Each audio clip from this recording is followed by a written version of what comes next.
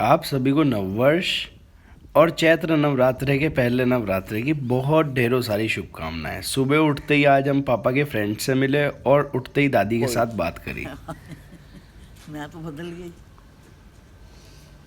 पर मैं आज जल्दी उठा ना, मुझे ठंड लग रही बहुत। यहाँ बैठ देख, सूरज की ये किरणें लेगा तुझे, तेरे आप तो रोक तो वैसे नहीं मट जाएंगे। अच्छा, मेरे को है ही कौन से रोग। दादी के साथ बात करके फिर दादी तैयार होने चली गई कि कुटिया जाना है। हरिद्वार तक ले जाते तुम।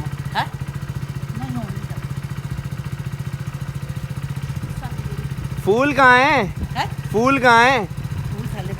थैले में रख दिया। गुरु महाराज जी को दोगे? हैप्पी न्यू ईयर विश करोगे क्या गुरु महाराज जी को? जी को तो वो करते हैं क्या? रॉकेट की तरह मेरी दादी चली गई कुटिया पे गुरु महाराज जी को हैप्पी न्यू ईयर विश करने। कहाँ जाना है आपने?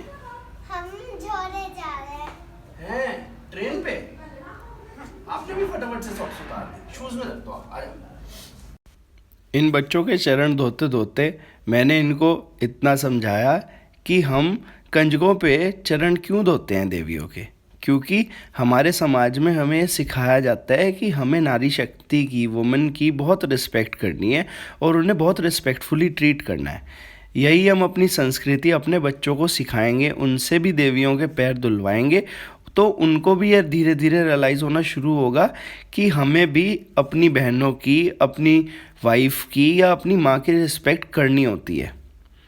फिर इन बच्चों को मैंने बहुत प्यार से तिलक लगाया। तिलक लगा के इन बच्चों की बहुत इच्छा थी मुझे तिलक लगाने की, फिर इन्होंने मुझे भी तिलक लगाया।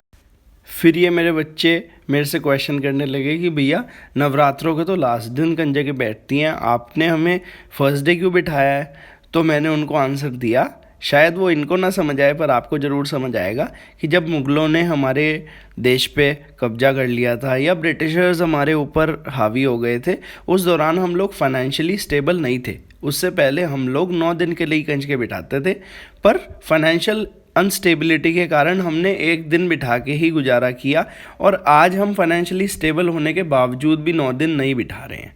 इतनी प्यारी प्यारी शिक्षा दे के इन्हें हमने दिया बहुत प्यारा सा गिफ्ट और ये बच्चे हो गए बहुत ढेर सारा खुश करने के हम गए सालासर बालाजी धाम। वहाँ मिले हम गौ माता से, गौ माता को खिलाया हमने आलू प्यारा सा। आलू हमेशा ध्यान रखें कि छिल के खिलाना चाहिए गौ माता को, छिलका नहीं तो गले में अटक जाता है उनके, और हम उनको सुख देने जा रहे हैं, उनके गले में छिलका अटकाने नहीं जा रहे हैं। फिर हम मिले इतनी प्यारी ब्रीड से गौ माता की। फिर हमने किए नवरात्रों में माता रानी के दर्शन। माता रानी के दर्शन करके हम चले गए अपनी दोस्त सिस्टर नोएडा वाली से मिलने, जो आजकल अपने घर हकीकत नगर आई भी है। वो इतने प्यार से मेरे साथ बैठी थी पर कैमरा ओपन होते ही वो चौकड़ी मार के बैठ गई। तो फिर इसलिए मैंने उसे समझाया कि हमें कभी भी कैमरा कॉन्शियस नहीं होना है। कैमरा कॉन्शियस होने से साफ डिपिक्ट होता है कि हमारा कॉन्फिडेंस थोड़ा स्लो है, कॉन्फिडेंस थोड़ा लो है, और उस कॉन्फिडेंस के कारण सामने वाली ऑडियंस एकदम जज कर लेती है कि इस बच्चे में से कोई ना कोई गलती हो जाएगी।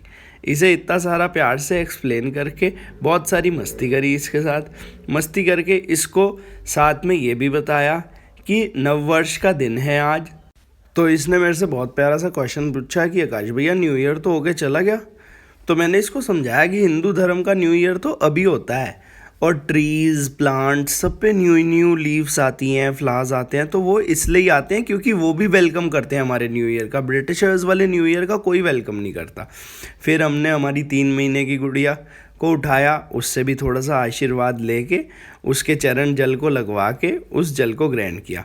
फिर इस काके से भी बहुत सारा प्यार किया, मिली करके हम बहुत खुश हो गए इसको।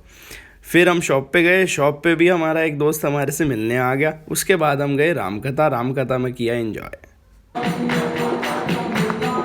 जय माता दी, जय माता दी, जय माता दी, जय माता दी, जय माता दी, जय माता दी, जय माता दी, जय माता दी, जय माता दी, जय माता दी, जय माता दी, जय माता दी।